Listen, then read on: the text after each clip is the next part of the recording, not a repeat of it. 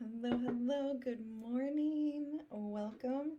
This is an impromptu part two. So normally I go live for coaching over cacao on Wednesdays at 7:30. And it was such a juicy topic and I was led to split up. So we talked about rules of engagement, boundaries, and non-negotiables in your business and in life. And I had some really great questions. Some were posted in the group, some were sent to me via DM, and some of your higher selves reached out to me with questions. So I wanted to circle back and answer them. So we'll start kind of with the farthest circle away from us in terms of relationships. So let's chat a little bit about clients.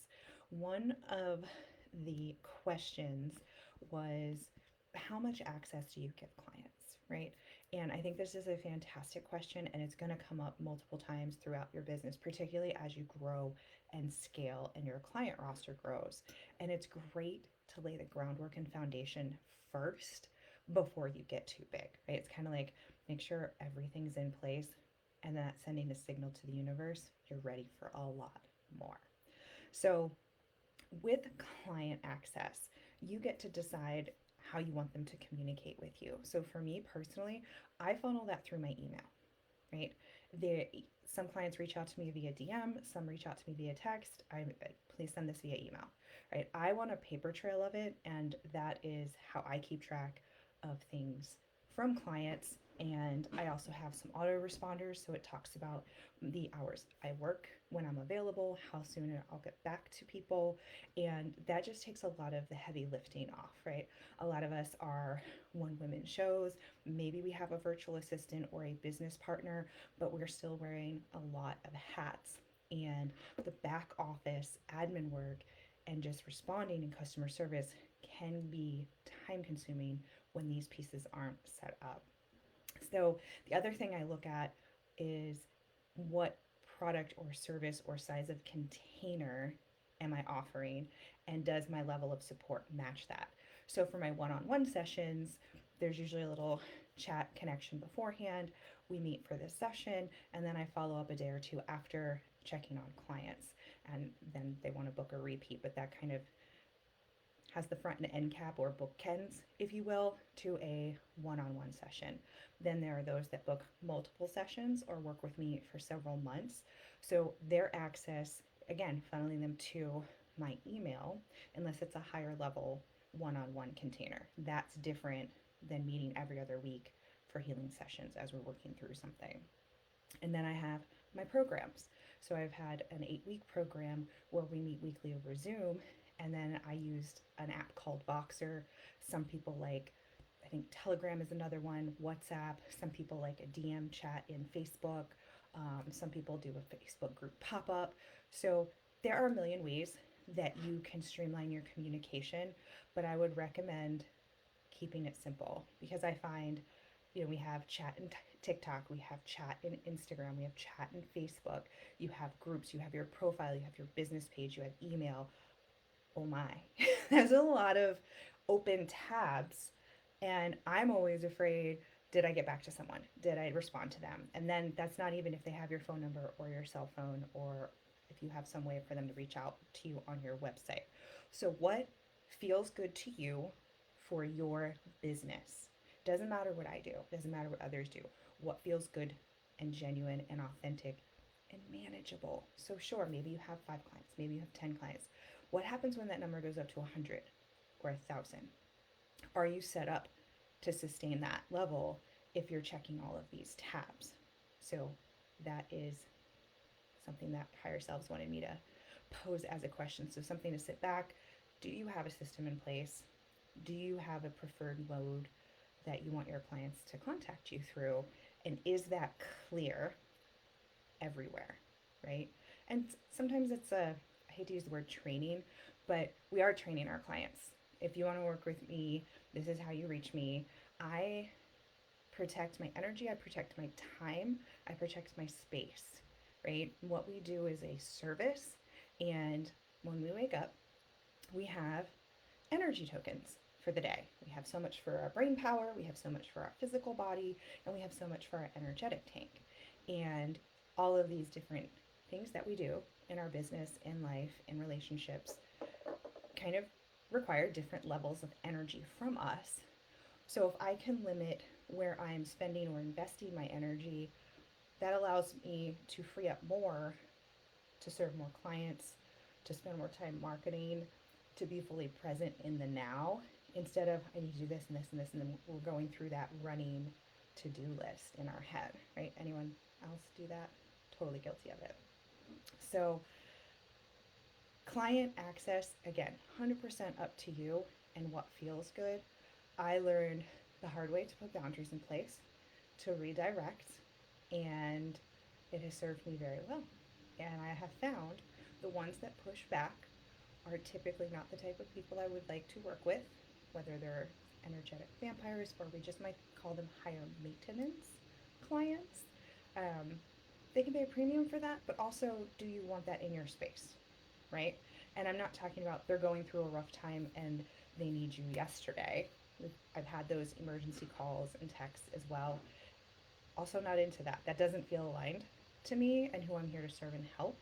And when I shifted my business and focused on working specifically with healers, lightworkers, empaths, intuitives, spiritual entrepreneurs, it leveled up my skill set as well as the stream of consciousness, who I was working with, the problems that we were solving were bigger. And we had this understanding, because I understand things as an entrepreneur as well, and all the different hats we wear, and we're almost speaking the same language, and it is just a beautiful honor and a gift. So think about your clientele, who you serve, and what they need from you, and does that align with the business you're creating, the life you're creating that your business fits into?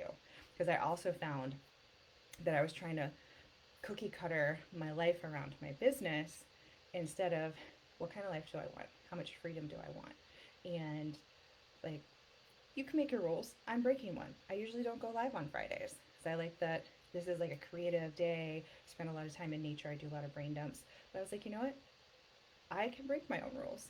And I mean, let's be honest, how many of us are rebels and rule breakers and cycle breakers? So you're creating them, feel free to break them for sure. I don't know why my comments aren't showing up. Oh, hey Beth, good morning. I think there might be a little delay. So if you've made a comment and I haven't seen it yet, I will get back to you if I don't cover it. So, hello. Cacao. All right, so clients, and sometimes they're leads or prospects or acquaintances before they ever decide to do business with you. I have had a few interesting experiences in the past few months, and I'm led to share. And I'm not sure who this is for, but I'm being led to share whether this is a cautionary tale of what to do, if it brings something to light, or if you've gone through it recently, let me know. I have boundaries around who I work with. So I have my select few healers I go to, and this goes beyond the AI bots and the people in the DMs. I was attracted to your energy. Let me provide you a reading. I even had a woman give me half of a reading and wanted me to pay for the second half. I didn't reach out to you, so that's my first rule. Unless I reach out to you, I'm not interested in working with you. 2, if you do not ask my permission to share something with me, I'm not here for that, right? Spiritual world, energy work, it is permission based. If you don't know any better, that's one thing. The people that have approached me know better and began to share I'm going to say quote unquote message from their guides and guardians with me. Thankfully, it was in a voice note and I just deleted it, and it was very nice. I said, I did not ask, and you did not ask. I deleted it. I'm not listening. Please do not share anything with me. I also checked in with my guides and guardians, and they said that was not for you. I checked on my protections, and everything was shored up. Like, just wanted to tap in because I have a ritual every morning that I go through to protect my energy, call my power back, remove any energy that is not my own. That is my personal spiritual hygiene. And I had to giggle a little bit because this person, they've responded kind of knee jerk, very defensive. Well, it's all about choice. And I need to share this with you because my guides and guardians will keep bothering me. That's not my problem. It's not my issue. And they were telling me how I should price my program, which I, again, did not reach out and ask for assistance with. And they did not ask permission to share it with me. So I don't know if that's happened to you. And that is maybe the way I handled it resonates with you. Maybe it doesn't. That felt authentic and in alignment with me. I was like, I need to create a very strong, very firm boundary. And it's the same with everyone. Like, this is not something that's like, oh, let me see if I want to work with this person or let me see how they respond. If I don't reach out to you and you do not ask me for permission, it is a hard no. Like, hard swerve. And I think it's important to have these conversations because we're in the love and light and we're healing, but we're also warriors, right? There's a lot that we take on, and I'm protective of my energy. I'm protective of my client's energy. I am respectful of how I open and close containers for myself for every single session. And I understand not all practitioners have those practices in place. So I think it's really important opportunity for us to educate our following and our audiences on what it looks like to work with us. What are the things that we do? And it sets us apart. And I'm not here for comparison. I'm not here to put any other practitioners down. These are differences, right? And maybe they do all of these things and they just don't talk about it. But it could be a way for you to stand out. And there's so much mainstream information out there and so much bad information too. So it's important for us to be that credible authority. We're the ones in the trenches. We're the ones working in the energetic field with all of these beautiful tools and modalities. We're the best people to talk about it, right? So that was one instance. I had another instance with a former client reach out and tell me how I should structure my program. And I just, again, was like, this is fascinating. Didn't ask permission, didn't ask them for advice. They're not a coach I would follow. They're not doing what I want to do or am currently doing. So what do you look for in coaches or mentors or people you take advice from? I think that's a really important thing to think about. My sister is a coach and consultant in the retail sales and marketing world. I have worked with her in the past. I'm so grateful for those opportunities. Gave me a lot of great skills that I now use, but I've tweaked them. I've Kiki-fied them, and I've deconstructed some and made them more feminine and used them in a way that feels more authentic to my business. Whereas the way we used it in retail, that's a high traffic environment, right? It's almost like that hamster wheel. It's like, okay, we only stop when we close and the last customer leaves and we can kind of breathe. So it's very different type of business. And even she came out of the woodwork to offer advice. I didn't ask. She didn't ask permission if I wanted information or assistance. And I know it's coming from a very, very good place. She has my best intention at heart. And she's like, I just miss working with you, and it's hard for me to turn my coaching hat off, because she could tell. I was like, and I was just like, how am I going to kind of set up a healthy boundary here? And I didn't have to, which was beautiful. Like, I was tapping into my higher self. I'm like, what's the best way for me to do this?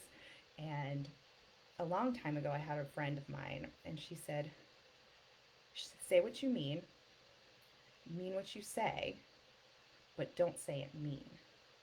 So I think there's been, at least for me, doing all the inner child work I've been doing over the years, there's a sense like we're in trouble if we stand up for ourselves.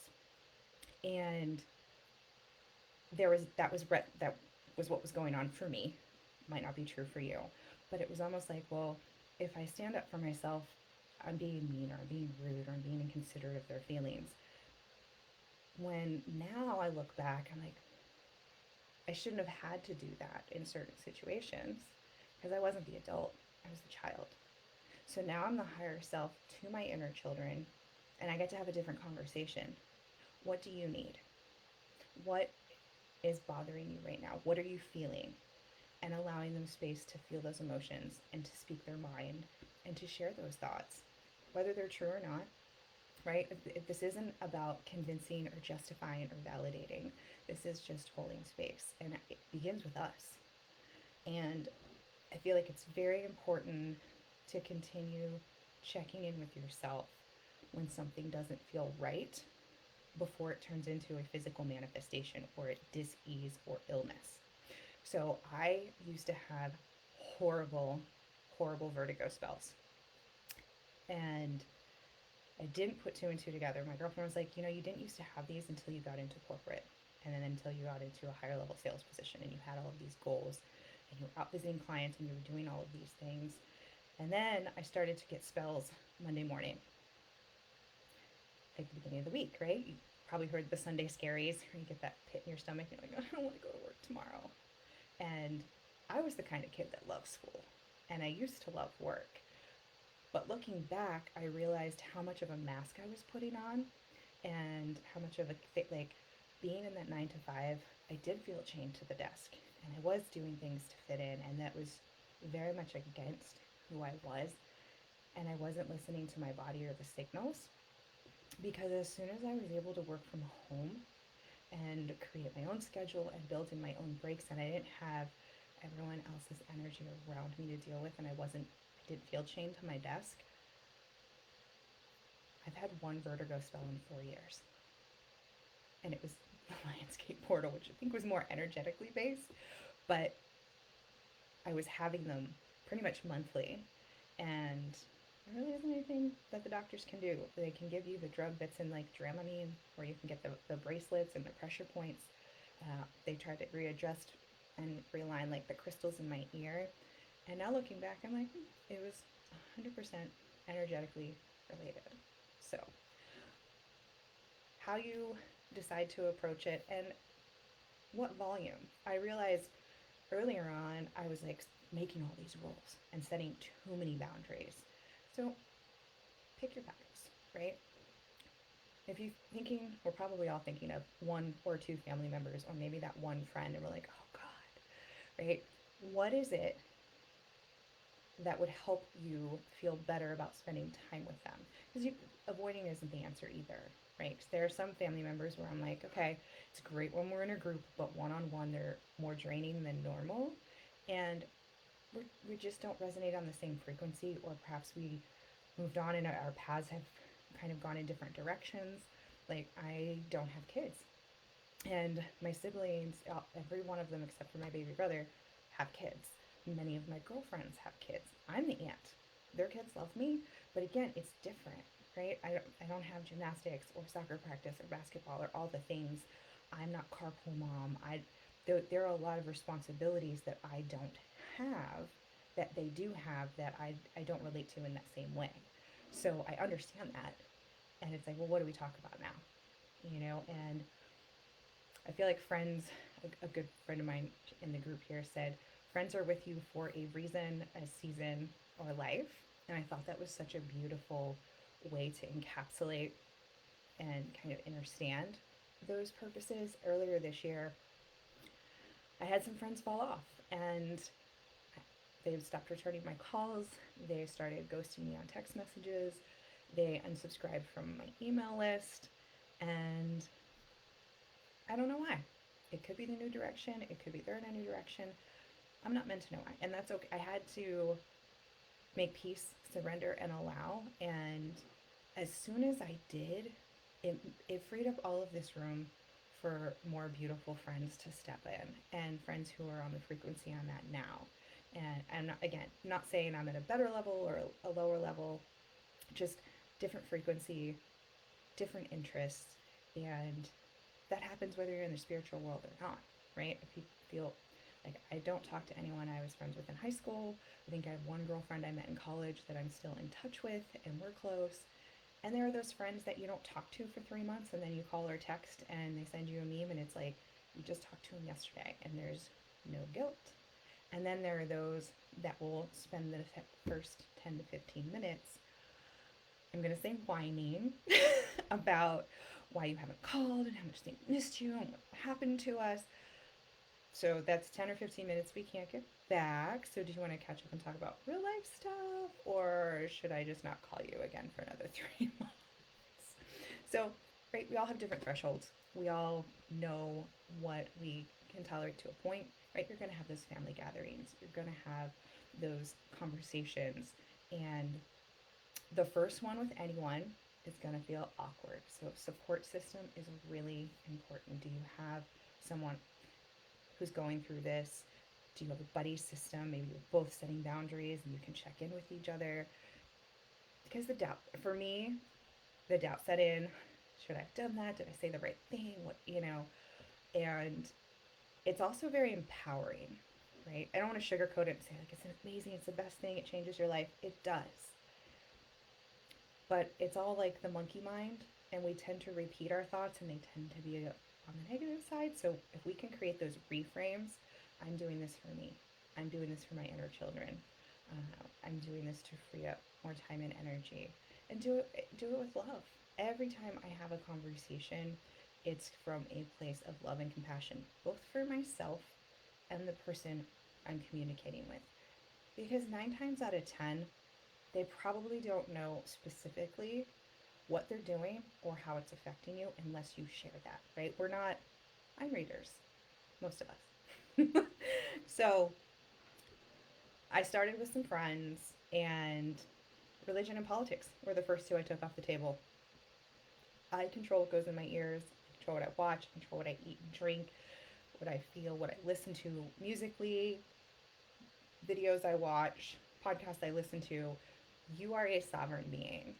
You get to program the rest of your life. There's not a syllabus that a professor hands you, and there isn't a designated reading list. You're in charge of you. You're an amazing, magical, sovereign being. And if there is a channel that you don't want to hear or watch anymore, you can share that. And 2 out of my 3 friends, extremely receptive, very respectful, were like, I love that you set this boundary. I love that we're talking about this. Thank you so much. And then it caused a ripple. They went home and had conversations with their roommates or their significant other. And it really opened up and helped them with their throat chakra and express themselves more. That's all we're doing. We're using our voice.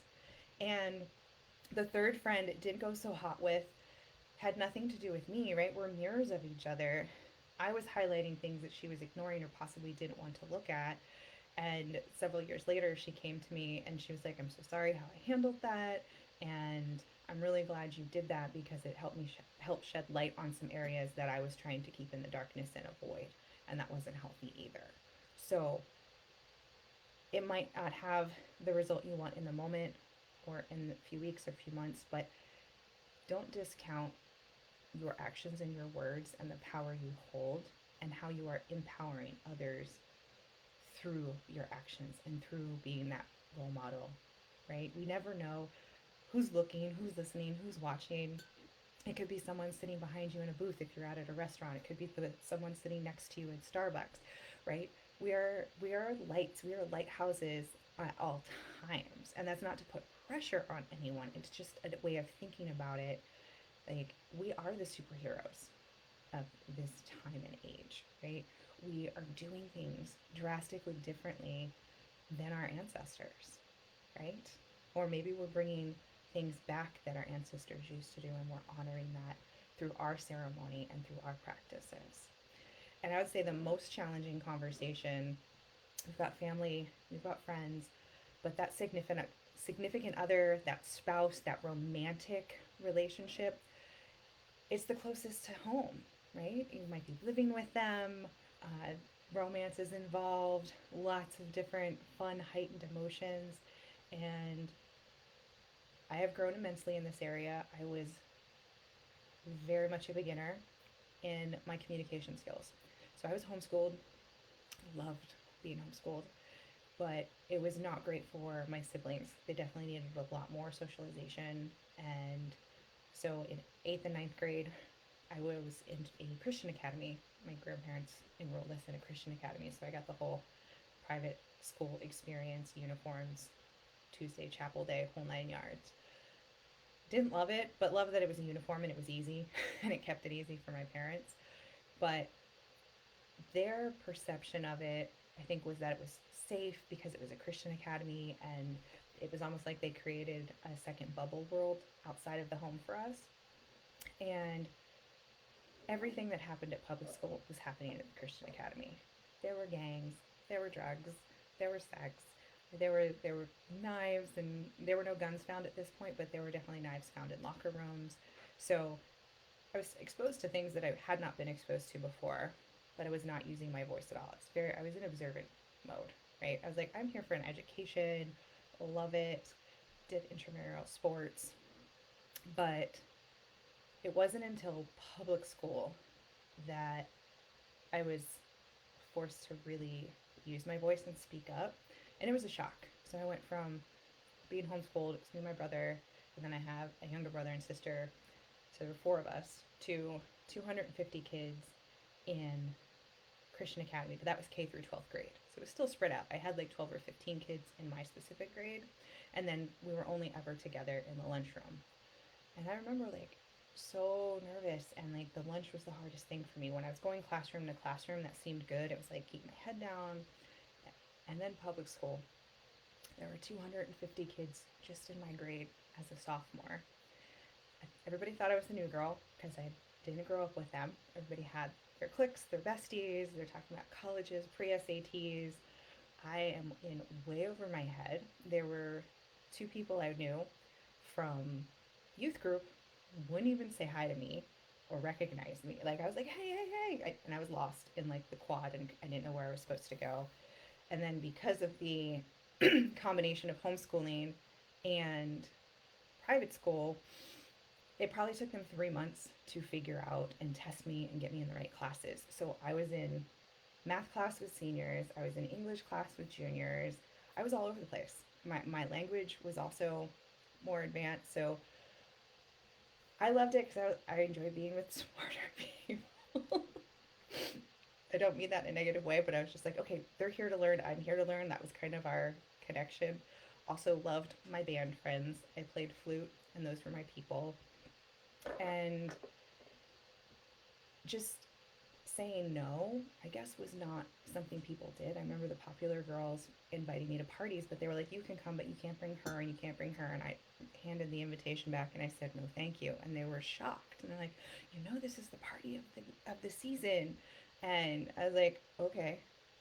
Honestly, it was stressing me out to even think about going to a party, and then I'd have to ask my parents, and it would probably be no, because it was a co-ed party, and my dad was very anti-relationship, even though I was like 17.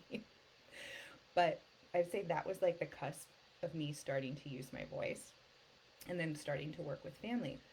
Loved working at the jewelry store. I was in the back office, loved working with inventory and case displays, and I would always dive into the product knowledge for each new designer that came in, and then I would go even deeper on all of the gems that we use. I remember I was the top seller of peridot in August, and I'm like, but it's Pele's tears, the goddess in Hawaii. And like the women would eat it up, and they're like, I need to have them in my ears, I need to wear them, like this goddess energy. I was 18 or 19 then. I had no idea I would be here now, like 20 plus years later. But it was so fun until I was like really thrown on the sales floor as a salesperson. I was so nervous. I talked really fast. Plus, I'm from New Jersey, so that kind of comes with the territory. And I was a mumbler. Like, so I would look down and talk really fast because I was really nervous, and it was like I wasn't even breathing. So my sister worked with me. We would role play different scenarios on the way to and from work, worked on my eye contact, breathing and slowing down, and having fun, building relationships. I remember we had our client relationship book, and I loved writing thank you notes and handwriting and mailing things. I had a binder I put together of like the top fancy restaurants, and like I got to know the hostesses.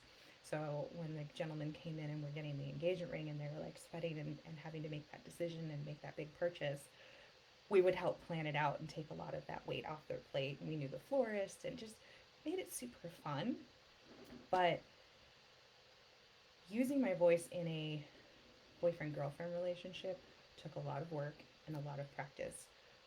It was very volatile. And in the beginning, I just remember high school and college, very volatile. And it would be screaming matches, and I was like, I have to be louder. They're not listening to me. They don't understand. They don't appreciate where I'm coming from, and just really fighting hard. So it was almost like I went from 0 to 60. I didn't use my voice, and then I was overusing my voice, and I was like machine gun. It was like all of this information. So that has evolved, grown. I still have lots of room where I can grow as well. Very grateful for my partner now. Very supportive of who I am, where I am, what I do. And even though he doesn't allow me to give him Reiki or go into his Akashic records, he did allow me to use some tuning forks on his knees last week because they have been troubling him, and got a little giggle out of him. So we're making a little progress, but cats love it. And there are things that we talk about. I think being very open about your finances, particularly as a small business owner, and finances can put a lot of strain on a relationship, but it very, depending on how you handle it. I'm very transparent with the debt I came with, as well as he. So boundaries, what you share. I believe in being an open book with my partner, but that's where we are in our relationship. We live together. We've been together 15 years, in it to win it. Before Mark, I was learning lessons, and I was picking men like my father, who were argumentative, confrontational, and verbally abusive. And then I stopped putting up with that. I remember I was like, I can't break up with them, and if they broke up with me, I'd have to fix it. And like, if they're meant to be very detached but still in love. And the year I decided not to focus on men, I wasn't dating. It was the year of Kiki. I met Mark within a week, and we were friends. 3 4 hour phone conversations. Started dating. I thought it was just going to be a summer thing, and he was going to move out of the area. Turns out he planted roots, and we just had our 15-year anniversary 2 weeks ago. So doesn't feel like 15 years, but at the same time, it's like, wow, we were babies. So all of that to say, you have options. Pick your battles. Do what feels right for you and the business you're creating for yourself, right? This is not a one size fits all. I am very anti cookie cutter. I am anti copy and paste. We all have different energy types. Like, I'm a projector. I am a 3/5 projector. I'm an experimenter. So if this doesn't work, I'm going to try this. And if that doesn't work, I'm going to try this. Even if it does work, probably going to do it for a little bit and then try something else. But my energy is very different. So my productivity, hard brain work, is probably 3 to 4 hours a day, and then I might need a nap, or I might need a rest, or I might need play. I have girlfriends who are generators and manifesting generators, and they're amazing for me to be around, but for short periods of time. So they have a higher level of energy. Some generate their own energy, and they can go, go, go, but can also burn out. So just learning about yourself, how you work, where you thrive, how you thrive, and creating that environment for yourself will exponentially grow your business and attract more clients. So be yourself, stand up for yourself. I'm here for you. I see you. I support you. I love you. And until next time, embrace your magic.